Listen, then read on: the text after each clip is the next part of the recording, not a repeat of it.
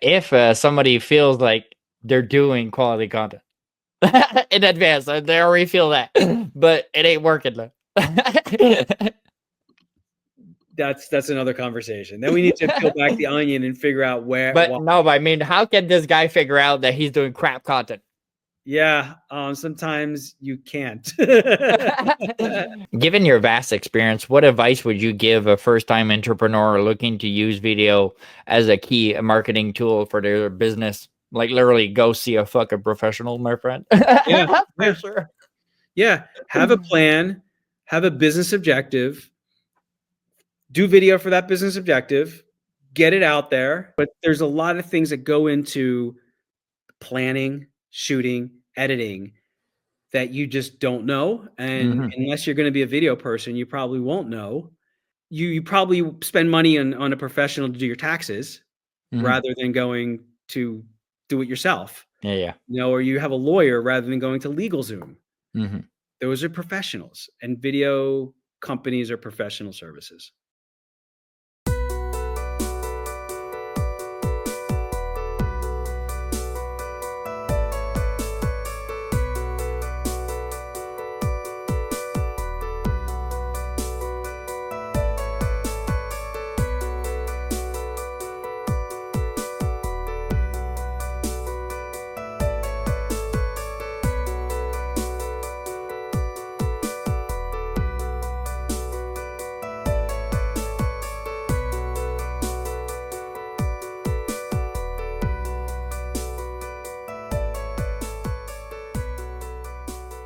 Yeah, that's much nicer. Okay.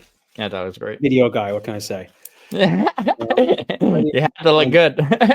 Find a book. 1 second. I'm just going to get a book. Pop me up a little bit. Okay, that's a little nicer frame. So thank you for bearing with me there. So it's all good, man. Perfect. Let's do it. So welcome back on the Rumbling Facts podcast, where we uncover uncomfortable truths and dive into depths of knowledge and challenge the conventional thinking. I'm your host, DJ Red Sam. That's DJ with Master Upside Down. Go check out my music. 200,000 streams in the past year. Fucking amazing. Thank you all for the support and subscribe to the podcast. I want to thank you all for tuning in today. Today, I'm thrilled to welcome a truly remarkable guest on the podcast. Joining us is Robert Weiss, the president of MultiVision Digital, a leading video production and marketing company based in New York. Robert has built an incredible career as a first-time entrepreneur and video expert, producing over 1,500 videos that have helped businesses of all sizes, ranging from solo entrepreneurs to the top of Fortune 500 companies, and achieve real results. His holistic approach to video strategy has driven increased sales, improved SEO rankings, and elevated brand awareness for clients across nearly every industry. With a deep understanding of video growing influence and B2B marketing and beyond, Robert is here to share his expertise and actionable insights on how we can harness the power of video to transform our own business. Robert Weiss, welcome to the Rumbling Facts podcast. Thank you doing? Very much. I'm great. I feel amazing after that introduction. I'm like, wow. My dog's barking. She's so happy. You know. I think I'm doing something right because a lot of the guests really appreciate how I do it. So I thank you for that. Yeah. You've produced over 1,500 videos. How did you initially get started in video production, and what made you decide to, or like, okay, I'm going to do this as a career as well? So I'm going to start out with one life lesson here is that, you know, everybody should appreciate themselves. Take a moment to appreciate themselves. And we don't do that a lot. True that. And I'm going to appreciate myself for a moment because I started this business without any background in video. Nothing, you know. Most of the people who work for me, they were in film school. They wanted to be in, you know, movies or film or TV. I was in the internet and saw the writing on the wall. I was a sales guy, basically, for web development companies, email marketing companies, software as a service before SaaS was even SaaS. I was selling SaaS. Okay. SaaS, you know, and I just saw the adoption of websites. Like, you know, today, of course, you need a website. It's undisputable that you need a website for your business. Back in the day, it wasn't. people are like, I don't need a website. Oh, this internet thing. Bleh. Yeah, They got exactly. burned by the bust of the stock market, and they hated the internet. But fast forward all these years, I saw the adoption of websites, saw the adoption of email, saw the adoption of SEO, saw the adoption of social and apps and all this other stuff. And I saw the writing on the wall with video, because video is the most powerful mechanism out there to communicate. Absolutely. Period. End of story. And even in person, face to face, video is better, right? Because it's crisp, it's to the point, it says the same thing every time, and nobody interrupts a video. True. So that's how I started the business, and I started it with my background in sales, and I learned what I needed to learn. I can't say that I'm not a videographer. I'm not an editor. But I know enough about what those people do, to be able to direct and produce. And that's what I do. I'm a director. I'm a producer. I'm a sales guy. I'm a marketing guy. I'm a lead gen guy. I develop the strategy from a sales and marketing standpoint, and then produce and direct, and also building out a team. Let's not forget that. I had a meeting with my team just this past Friday, and there was 8 of us on Zoom. Wow. And I was like, wow, like there's 8 people in my company. Well, you start small, and you add people along the way for sure to delegate, because you can't just do everything on your own, for sure. And not only that, I always say I love the people I work with. It's so much fun. And they in their area of what they do for me or with me, they know more than me. So it's very much a collaborative process when we go out and we shoot and produce. Obviously, I'm the boss and I'm directing and everything like that. Yeah. But I so rely on their expertise. Everybody has their part there. Yeah. So it's fun. Can you explain SEO to a 5-year-old? Because a lot of people don't even know what SEO means. SEO means search engine optimization, and it's basically a way to optimize your website. So when somebody goes searching for a problem that they have, you come up on the internet in an organic search, not in a paid advertising search. And that is based upon the content of your website, the quality of content. There's a lot of different things I won't get into, but the content is the leaping off point to that. You need to have quality content. So what's Google's job? Google's job is to give their customers the most accurate information in the quickest manner, right? So they do that by sending spiders out to websites to find out what's on the website.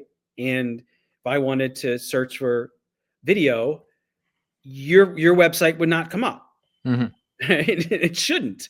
But if you wanted a DJ or a podcast, then your website would probably come up and mine would not. Okay. In its base form, that's what SEO is. What role does video play in enhancing brands' online presence, in particular in terms of SEO and engagement? So one of the key mechanisms to ranking is called dwell time. And there's I never heard that before. There's probably 1,000 different points of SEO. Yeah. That's Google's secret sauce, okay? But one of the bigger ones is dwell time. So if I search for DJs and I go to MultiVision Digital, I'm going to say, wow, this is a video site, not relevant. I'm going to go back. But I go to your site, oh, wow, this is a DJ. I'm going to stay there because it's relevant to me. Okay. So therefore, the dwell time that person, that Google's customer goes to get that information, Google says, wow, they searched this, they went to that website and stayed there. That website must be relevant for that. Okay. Wow. Okay. So what video does is keep people on the website. Why? Video is easy. People don't have to read. They don't have to think so much. They can get visuals. They can see people. They can see text. They can get emotion. They can learn and absorb a lot more than they can with text, which is why they stay on that website. And that is and so true. many times they convert into a A lead or buyer, or, yeah. or something like that. And Mhm. Google's really good at tracking all of that. And that's why video helps with SEO. Wow. I was looking for a certain AI last night, and what you just said right there is so true. There was some of the websites, it was just writing everywhere. And I was playing a video game at the same time, watching a movie at the same time, and I was like, man, I don't have time to read it. So I just clicked the other tab side that I had, and I'm like, oh, this one has a video. So I pressed play there, press pause on the movie, kept playing my video game, but at least like I stayed on that website for sure for hours. Yeah, you're listening. Yeah, exactly. So video just kept me there for sure, and the writing on all the others, like, it's discouraging for a lot of people for certain stuff. So a video is just way more accessible too. So I don't say that we will never read, because we do, Yeah, but we have become a nation or continent, because you are a different nation than I am. yeah. But we have become a continent of watchers first, right? Show me that I get some information from you in the quickest manner there is, which is video, and then I'll take the time to read or convert, spend time with you on the phone, with whatever that is. Hmm. With so many businesses jumping into video nowadays, like, what do you think is the biggest mistake they make when creating content? Well, I would say businesses that are not getting into it, that's the biggest mistake. Right? Okay. But you said businesses that are. Yeah. Okay. Not focusing on what you hear. And what you just said about the video that you were listening to is a great Yeah. example. Okay. You were listening to that. When I work with my clients and we start a video project, I tell them very early on, I do not care what I see. They're like, wait, this is video. I don't care. Right? I care about what I hear. What I hear is going to drive what I see. Mm, Okay. sure. So if the video says, oh, well, I saw this guy talking on the phone with his iPhone. Well, I've got an iPhone next to me. I'm talking on it. Oh, I saw this guy drinking a cup of coffee. Okay. I need two different types of props for the two different messages. I can't make a video that starts off with, I want a guy drinking coffee, but it talks about iPhone. Hmm. So that's the big thing, is start with the message and then appropriate a decent budget. And every company is going to be different in terms of what that means. Okay. Hmm. Do not do video on the cheap, especially if you're just getting started, because it won't work. Meaning, like, try to save bucks, you do a cheap one instead of Keep it cheap, whatever that means. Like, you can yeah, do a good video on an iPhone. yeah, for sure. Okay. So it's not necessarily the technology, but it's the video is a lot of professional services. And I think that's what people don't understand when they hire somebody, that there's a lot of skill set that goes into creating a video. Just like us today, for those who are watching this frame that I have, it was a very different frame and I didn't like it. So I turned on the lights, I moved the camera up, I adjusted it. So Hmm. it's a nice frame. Whereas before it was not nice. So that's just one thing, Hmm. but there's a lot of things that go into planning, shooting, editing that you just don't know. And Hmm. unless you're going to be a video person, you probably won't know. Um, you probably spend money on a professional to do your taxes Hmm. rather than going to do it yourself, Yeah, yeah. or you have a lawyer rather than going to LegalZoom. Hmm. Those are professionals, and video companies are professional services. Well, what percentage of a company, like, let's say the person just starting out there, what percentage of his money of profit that he's making that he should think about putting in marketing, you think? I think the golden rule has been like 2%, Okay. right? I think that's been the golden rule, but I know I spend more because I'm Yeah, trying to yeah. grow my company. Hmm. But me too there. But it's like, for example, like, my music there, I did 200,000 streams in a year, and that's worth $350. Okay. And so I didn't put 1 cent in marketing yet. And so that's why I'm asking. I'm like, let's say somebody's building his company from the bottom down, no matter if it's a podcast or music or anything like that. It's like, I should stick with that 2% as well, or I should concentrate on something that's like, let's say, a great song or one of the best podcasts I did, and maybe put a lot on that one. Yeah, I think it's, I'm not, I don't know if I can, I'm qualified to answer this question. Okay. I can answer this for me and also respond to your question, but I think everybody's different depending on where they're at with their company. In your situation, you know, you've had some songs out there, but then you're coming out with one that's super amazing, right? For me, we've got a video that we like more. We're actually going to put more money into marketing Okay. that one video or that one song, and you know, maybe we don't do something else. So it's all about, you know, marketing is about trial and error. You go in there with a plan. You don't just throw money to the winds, right? You have a plan, but at the end of the day, you never know if it's going to work, right? But that's why you spend money, you get back numbers, you make some tweaks, you get back numbers, and then you decide to stop it or say, you know, let's do it, something else. But that's really one of the good things about digital is, you know, you can spend $100 on a Facebook ad, $200, and get some good data back. Okay. So our target audience is on LinkedIn, but we're spending money on Facebook to drive traffic to a landing page. Okay. Which hopefully people will fill out and go through a step or two of the funnel. Okay. We're doing this because Facebook is a lot cheaper than LinkedIn. We're doing this to be able to see the metrics of that funnel before we spend more money on LinkedIn, which is just, it costs more per lead because it's just better data to the target audience that we want versus Facebook. So, wow. So that's kind of strategy. So solid there. You're marketing on Facebook to re-bring them at the end of everything to LinkedIn, because LinkedIn, you don't have it's way more expensive to market. I saw that too.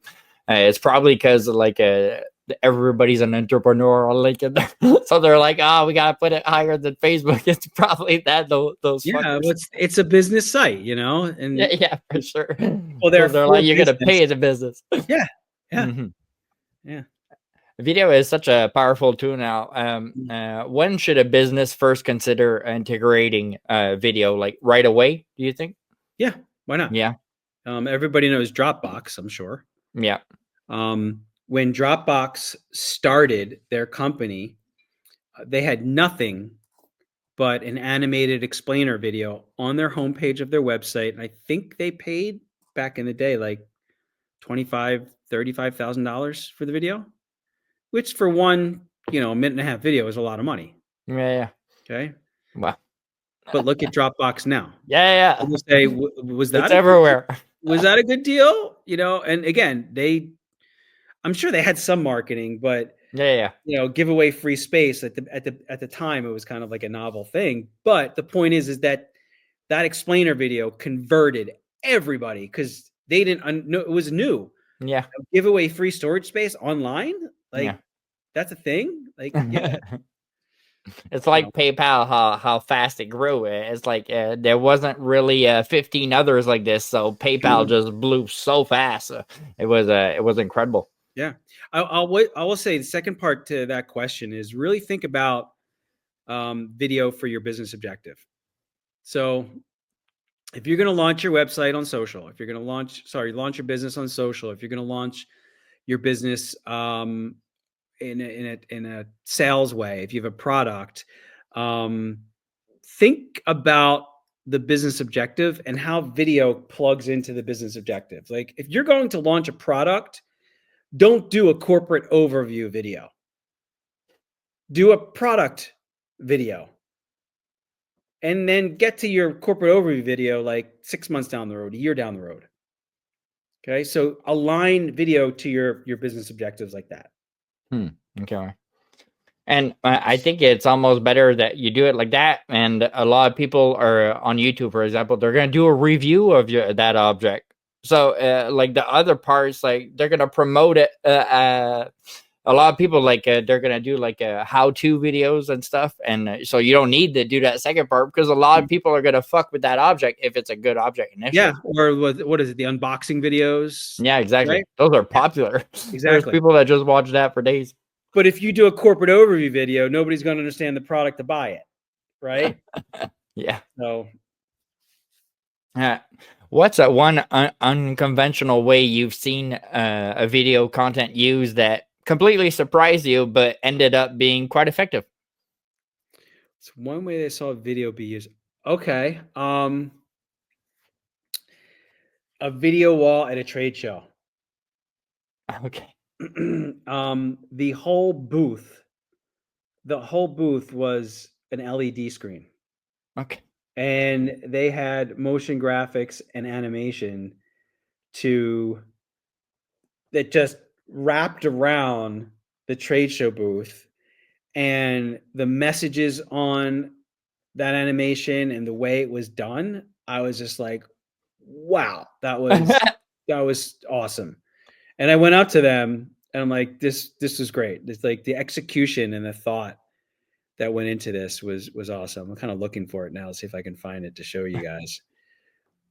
So that's a trade show booth. So is that. Wow. And so anyway, so that was just really, really cool. Wow. If you could produce a video for a historical event or figure to help them convey their message into this modern audience that we have now, who would it be and why, or what would it be? I think I would do Karl Marx. Okay. Wow, that's nice. Because he is widely misunderstood. Everybody thinks he's like the father of communism, and he is not at all. Mm-hmm. And everybody says Marxism. People don't even know what Marxism is. Yeah. You know? I'm not going to get into it here, but Yeah. you know, I studied Marx in college, and I've read him enough, not recently, but enough in my early days to really think that he's a super, super smart guy from economy, sociology, governance, like, and he's basically predicted kind of what we're going through in modern society here in the United States. And one of the bases of what he wanted, it was just equality. It's like it was that simple. Nothing like fucking crazy. Just equality. Everybody should be treated the fucking same. Like it's not the money of the pocket that makes the person. It's the person in front of that money that makes that person himself. Yeah. What's one video project you've worked on that profoundly changed the way you view storytelling and marketing now? Is there a story that stands out? There's quite a few that we've done over the years, you know. As you said in the in the intro, we've done 1,600 video. I think you said 1,500, but I think it's 1,600 now. Nice. And you know, some of those I kind of didn't know what I was doing in the early days, you know. For sure. And I think one of the things, I know one of the things that I've always done for me and my company is press the envelope, doing things that we've never done before. Even now, we're integrating AI into the stuff that we're doing. We did a movie. We did a 90s movie shoot. It was a Czech Republic feature film. And we spent 7 days in the city shooting at these amazing locations, renting prop cars and hiring actors and getting dressed of like the 90s, you know, Wow. and stopping people from walking on the streets with their phones. Yeah. To the pro bono video we just shot last week, which the stories were amazing, you know, of what this law firm did with their pro bono practice, you know. And there's probably 10 others that we've done that I learned from, that I'm proud of, that just kind of affected me in some way. For sure. You've worked on such a wide range of different clients. What's one of the most common challenges business face when trying to leverage video for marketing? Putting an appropriate budget to video, and Meaning then having enough or too much. Usually not enough. Okay. Yeah. And then the second thing is having a plan. to leverage those videos across the channels that they built the video for. So is it a social video? Is it an advertising video? Is it a recruiting video? Is it a product video? Is it a series of videos for SEO ranking? Is it a landing page video? So you create a video for a specific use case, and then you kind of like put it up on YouTube, and then that's it. I've seen so many companies time and time again just not really do anything with their videos. Especially like not putting enough marketing. Like I saw on YouTube, like I just went to test it out, and it said like I could market for $25 if I want, but it says directly it's better if you guys spend $225. So I'm like, wow, are they just pushing for to steal from the person, or there's really a fucking huge? Obviously, there's a difference in growth there because of the price, but like, why would it be better for this company to take that $225 instead of accepting that $25? It might be because you can get a wider reach. Okay. And you can get the metrics back that show you what to do with your next 225. Because 225 is a lot for a lot of people, because a lot of people are not really making money yet with YouTube. Yeah, that's true. You know, so you need to spend money to make money. Yeah, exactly. That's what I was going to say 2 minutes ago. Do you believe businesses should script their video? Or there should be room for... It depends what kind of video it is. I would say most of the time not. Okay, now that doesn't like mean... just have the basis, but not the script. Exactly. Yeah. Okay, yeah. Like us, we prepared for this. We kind of generally knew what we were going to talk about. Yeah. But we're not... The jumping off point for me working with people is that they know their business. They know their shit. Right? So anything that I ask them, it's not like it's a surprise. Yeah. They should know their business. For sure. You know? So I'm just asking them about their business. And I'm not looking for them to be perfect, but it's the communication, right? And we can do a lot with editing to make them a little bit more fluid if we need to. But that's where the professional services comes in. Okay. Professional services of planning, coaching, directing, helping somebody to be natural on camera when they might not have ever been on camera before. And they just don't know. That's why it's hard for a lot of people. Like they want to do marketing, but they don't want to do it at the same time. Hey, come listen to my stuff. So it's hard for them to it's like contradicting to what they really want. They want traffic, but it's like they're not that usual type of looking for that attention, but you want attention if you want to build your business. Yeah. So this is where you need to get started, and you need to do it because you're going to learn. And I think, you know, you've done many podcasts before. You can probably relate to, you're very different now than you were the first for few sure. times. For sure. We're like at 65 right now, technically. Wow, my journey has changed, and the way I do it really is getting built differently now than at the start, for sure. Because you fail at the start. Same with music. The music was really what you just said. Because the first one that I put out, I was like, God damn, it wasn't perfect, but I was like, I didn't release a song in 21 years, and I've been writing for 21 years, so I was like, might as well release one and then move on and get better after that. So since then, everything's just been little by little better. So yeah, so that's the same thing with video, right? It's with everything in life. You find your voice, you find your cadence, you find, you know, all of that, and that's when you jive.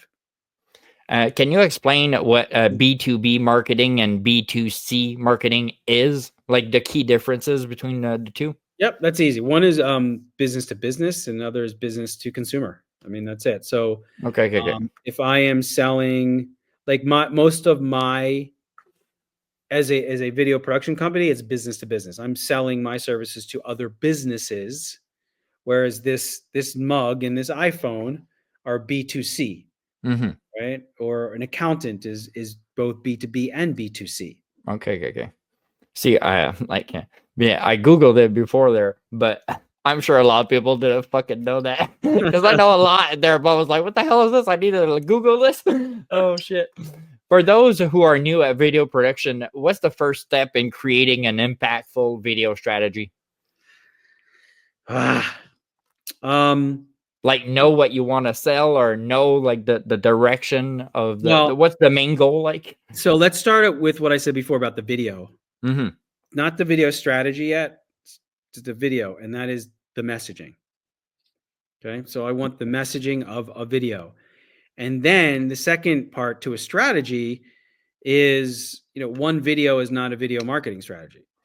So how am I going to create multiple videos? Yeah, multiple, or one a month, or maybe it's a podcast or video cast once a month, but then I'm going to do a product video once a month. And so you have different business objectives. All businesses are creating content for their business. Okay. Create content for a product launch, for recruiting, for promotion, for SEO, for email marketing, everything. Video is just content. So how does video, again, going like this, how does video plug in to those business objectives? And that would require putting stuff on paper. Build a roadmap for the next year or two, and then start to plan out video. What are the most important elements to consider when creating a video that will drive customers' loyalty and sales? Is there I would say like a way to build a video that maybe would attract more sales? Well, people, it's not people, like research has shown that there's humor, emotion, and fear are like the three drivers. Okay.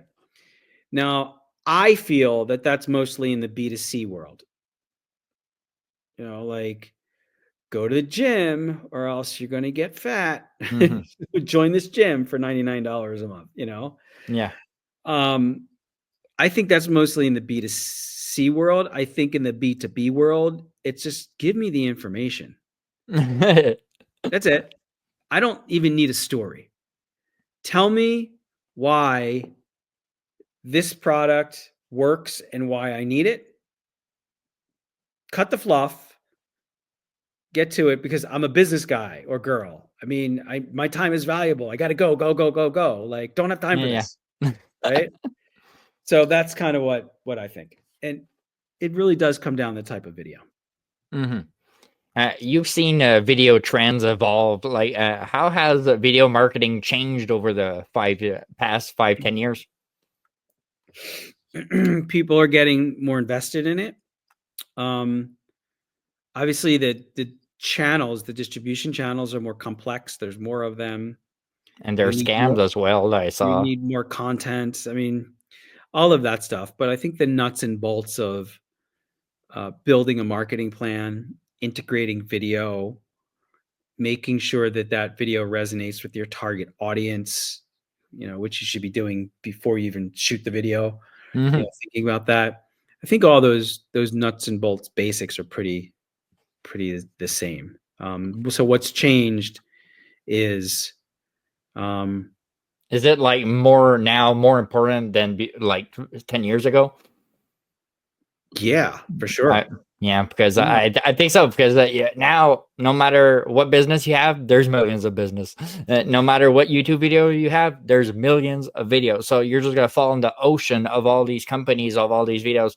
So for sure, marketing is going to help putting in the face of the people that want that video. Yeah, well, I mean, just go back to your example when you were, playing the video game. You went to a website that had text, and you had a website that had video. Where did you stop? Yeah, at the video one. Yeah, right? For sure. So we're becoming a nation of watchers versus buyers first. Simple as that. What are some misconceptions about why someone's video ain't picking up traction? Wow. There could be a lot of reasons. Creative, distribution, wrong distribution channel, wrong length. It's crappy. Yeah, there's probably a lot there. You know, not meant for the business purpose at hand. Let's hope that these things just don't happen. I guess sometimes they do. Yeah. What is the biggest factor in ensuring a video is actually effective? So besides I know that getting the emotion of somebody works, but let's say it's for example a podcast. So is the best do like a compilation of something that you already filmed, or literally creating a video that you're just going at it? Would it be better going the compilation route, or literally doing a video be like, hey guys, go to, or something like that? What would be the best, you think? Yes. Yes. So the answer to that really starts again before you're even going into the whole production, right? What's the messaging? If the messaging deems a compilation, then it's a compation, like. But if you're trying to get people on the podcast, so you can't just show like one kind of expert that you have on. So you would have to have a range of. Yeah, here's all the experts that I have. Here's the numbers. Here's the traction. Here's the millions of views I've gotten. Yeah. Like, that's more of like a sizzle reel, a compilation, right? Mm-hmm. But just going back to a product, like, I want to see the product. I don't want to see a compilation there. So again, it's really going back to the business objective at hand and the messaging. The messaging will drive the visuals. So how can somebody choose a good company? For sure, you're going to name your company there, but I mean, let's say people are scouting for different marketing companies. Like, how do they choose? Because, like, for example, just on Fiverr, man, there's like fucking nonstop, and there's like 1,000 with 4-star half rating. You're like, which one really? Like, so how do we differential a good one and a fucking bad one? Because they all promise you the world. Yes. So, well, there's a lot of good video production companies out there. I mean, it's the industry. I've been in different industries, and I have to say that video production companies, they're solid. I mean, we're good, but we're not the best. I mean, there's some other ones that are so freaking good. Like, they do shit that is just amazing that I aspire to. That's it. But when it comes down to it, I would first be open and honest. You go through the buying cycle, go to the websites, look at their work, who do you resonate with. But when you start talking to them, be open and honest with them with your budget. I have 1,000, I have 5,000, I have 10,000, I have 20,000, whatever that number is. I have $22. Whatever. Be open and honest with them and challenge them to make the most out of that budget, and have them tell you what they're going to deliver for that budget. How many cameras, how many people, how many hours, how many days, how many videos, right? Because one company will ask you different questions versus another company, and they both might give you different stuff, but they'll both be working off of that number versus saying, oh, well, how much is this going to cost? Right? Yeah. Because the only thing a video production company wants is more money from you. Not because we're selfish. Because we know that the more money you can give, more budget, the better quality we can give you in cameras, equipment, time, people, like everything. I can shoot with this. Yeah. Okay, which is good. Yeah. But I can also shoot with a $30,000 camera with a $15,000 lens. For sure. That needs cables and a tripod and lights and all this other stuff. Guess which one you will like better? That is for sure. That is for sure. And we see that especially like in music videos. Like I didn't push the music videos yet there because for sure I want it to be gold, and I realized that by myself there, no matter how I want it, it won't be gold. Like, it won't look incredible like we see the rappers or whoever. So I'm like, okay, So let's wait till we do money to start investing in this there, because for sure you want that music video or that video that you want in promotion to be done by professionals. That is fucking for sure. Yeah. Yeah. And you know what? Once you get, I said it earlier, once you start with video, or when you start it, hire a professional, because you want to lead with the quality content. Okay. Quality content will do better than not quality content. Okay. So if you lead with quality, yes, you'll invest more. You'll probably get a better result out of it.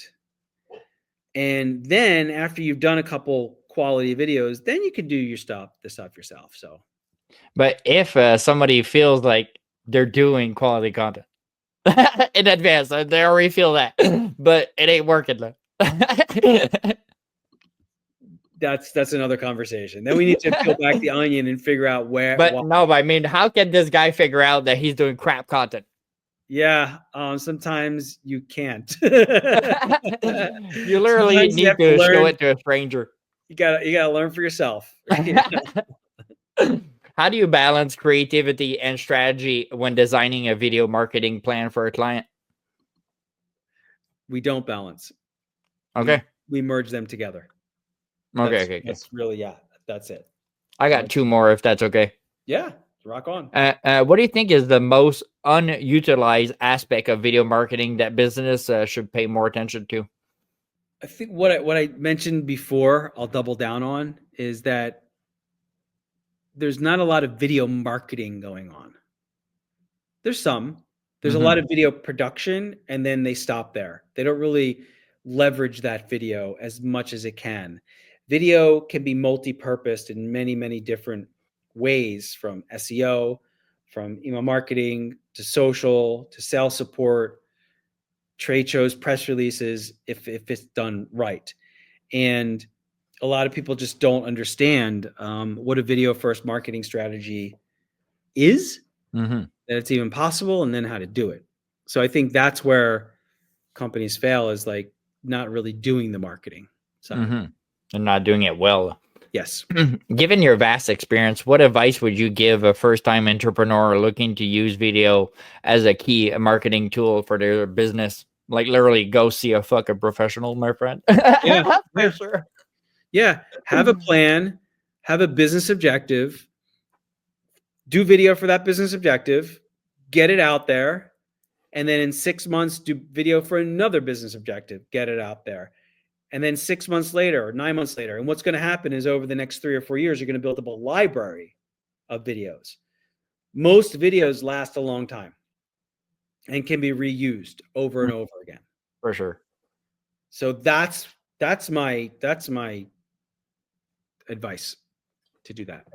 Is there a site creation that is you would recommend people, like to create our own website? Do you do that, or no? No, we just do video. Okay. Do you know a certain company that's good for building for somebody that's starting? Yeah. Not really. Most of the people that I know, they either like have a website. Okay. Or, I mean, Wix. I know Wix, WordPress. Like GoDaddy has a page. Even Google has a website builder. So there's a lot of tools. That's it. There. We have too many choices sometimes that it's crazy. So where can everybody find your work and your socials as well? MultiVisionDigital.com. I mean, that has everything. There's a libraries of portfolios there, and we do a lot of thought leadership content around some of the topics we talked about today. You know, like, what is a video first marketing strategy? How to develop a strategy around video? How long should a video be? What makes the most? Where should you start with video? Like, all these topics that we're talking about, we've done minutes on. So there's a lot of educational content, and it's free, and have everybody go there if they want. Perfect. Do you have any socials that we could go follow you on, or? I do. I mean, they're all on our websites. Okay, perfect. I'll put them on the side. We got them all. Perfect. So thanks everybody for watching, and I'll see you guys next week.